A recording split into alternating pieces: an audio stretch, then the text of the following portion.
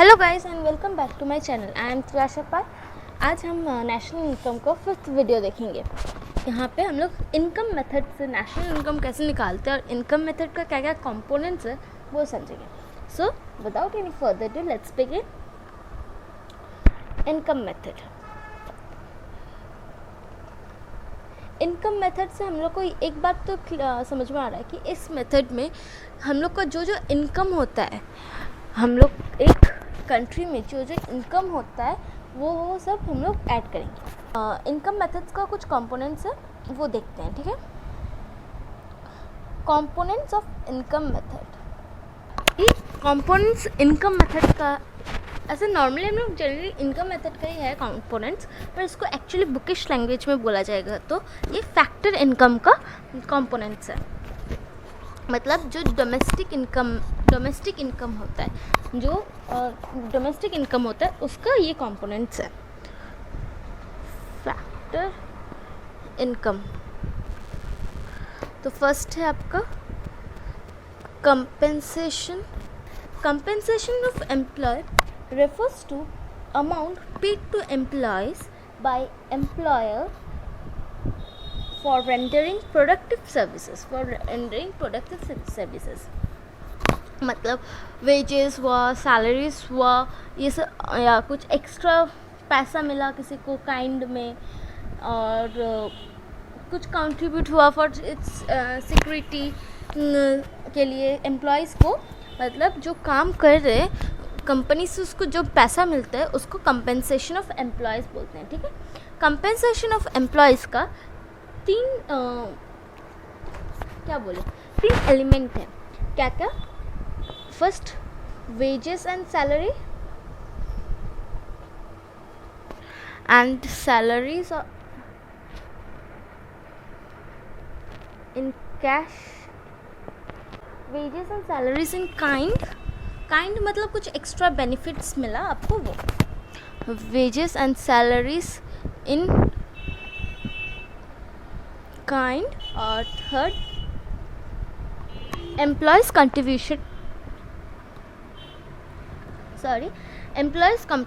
Contribution to social security schemes. Employees contribution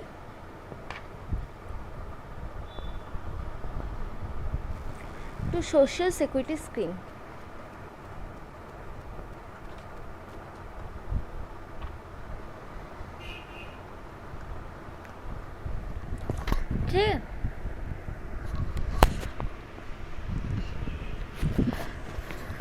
ठीक है। इसका मतलब है हम सपोज कंपनी हम लोग को 1000 रुपीज़ दे रहे अपने रेंट देने के लिए, या ट्रांसपोर्ट खर्चा दे रहा है, या कुछ सोशल सिक्योरिटी के लिए स्कीम के लिए हम लोग को कुछ मिल रहा है, तो उसको हम लोग employers contribution to social security scheme बोलते हैं। ये तीनों है कंपेंसेशन ऑफ एम्प्लॉयज़ का कंपोनेंट्स, ठीक है, या एलिमेंट्स। सेकंड कंपोनेंट है आपका rent and royalty.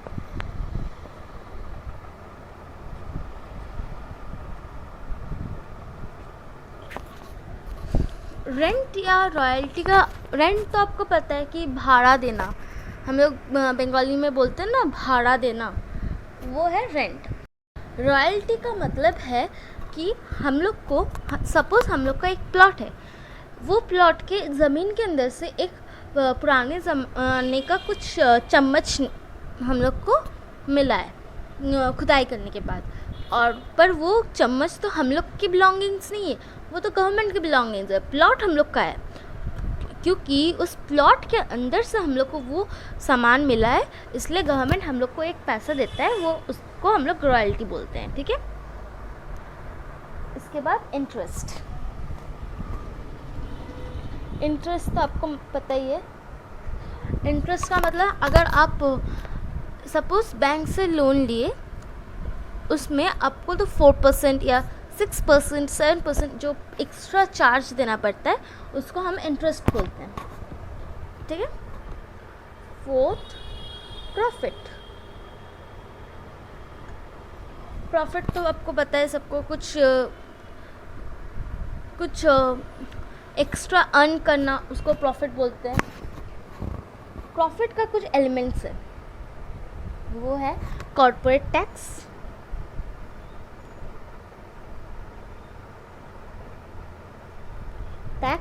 Second dividend, third है आपका रिटेन्ड अर्निंग।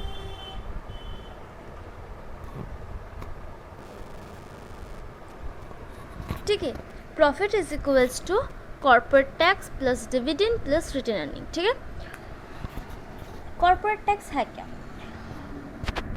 एक ये डायरेक्ट टैक्स है जो एंटरप्राइज गवर्नमेंट को देती है। पूरा प्रॉफिट अर्न करने से एक उसको टैक्स देना पड़ता है। एक जब हम लोग कंपनी प्रॉफिट अर्न करते हैं तब हम लोग को गवर्नमेंट को एक टैक्स देना पड़ता है, एक डायरेक्ट टैक्स देना पड़ता है, उसको बोलते हैं कॉर्पोरेट टैक्स। डिविडेंड क्या है? It refers to the part of profit, एक पार्ट है प्रॉफिट का विच इज़ ये शेयर होल्डर को हम लोग को देना पड़ता है। हम लोग का टोटल प्रॉफिट्स में कुछ हिस्सा हम लोग को शेयर होल्डर को देना पड़ता है, उसको हम लोग डिविडेंड बोलते हैं। और रिटेन अर्निंग ये प्रॉफिट का कुछ पार्ट है जो हम लोग रख देते हैं, रिजर्व कर लेते हैं, कुछ अलग एक्सपेंडिचर में काम लगाने के लिए या कुछ एक्सपेंस करने के लिए हम लोग ये सेविंग्स करके रख देते हैं। या हम लोग का कुछ अनफॉर्चुनेटली कुछ हो गया या कुछ प्रॉब्लम आ गया, फाइनेंशियल क्राइसिस आ गया, तब ये पैसा हम लोग यूज़ करते हैं, इसको बोलते हैं retain earning. Last but not the list, fifth, mixed income.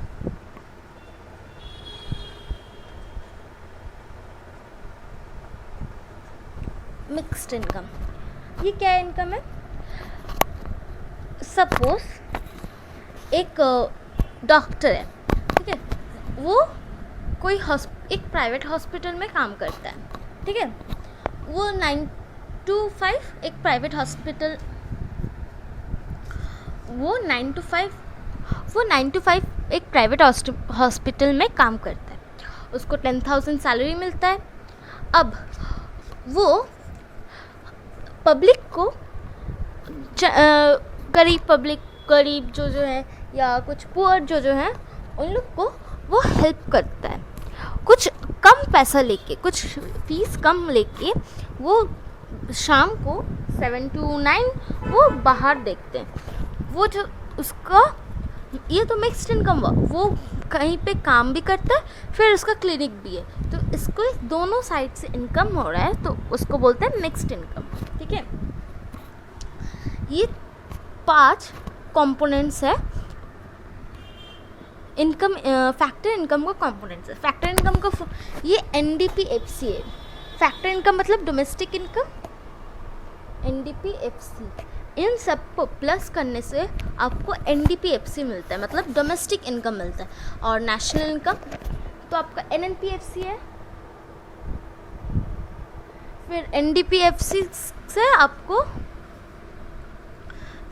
फिर ये तो कंपोनेंट्स ऑफ फैक्टर इनकम मतलब तो आपको डोमेस्टिक इनकम है। अब ये NDPFC से आपको नेशनल इनकम निकालना पड़ता है। ठीक है, ये 5 आपका कंपोनेंट्स है। ठीक है,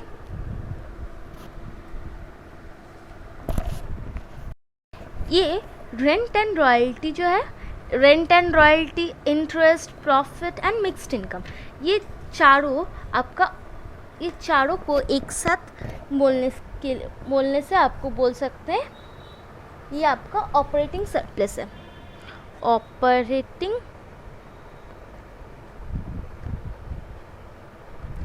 ये चारों को एक साथ प्लस करने से आपको आता है ऑपरेटिंग सरप्लस। ठीक है, मतलब rent and royalty plus rent and royalty plus interest plus profit plus mixed income करने से आपको आता है मिलता है आपको ऑपरेटिंग सरप्लस।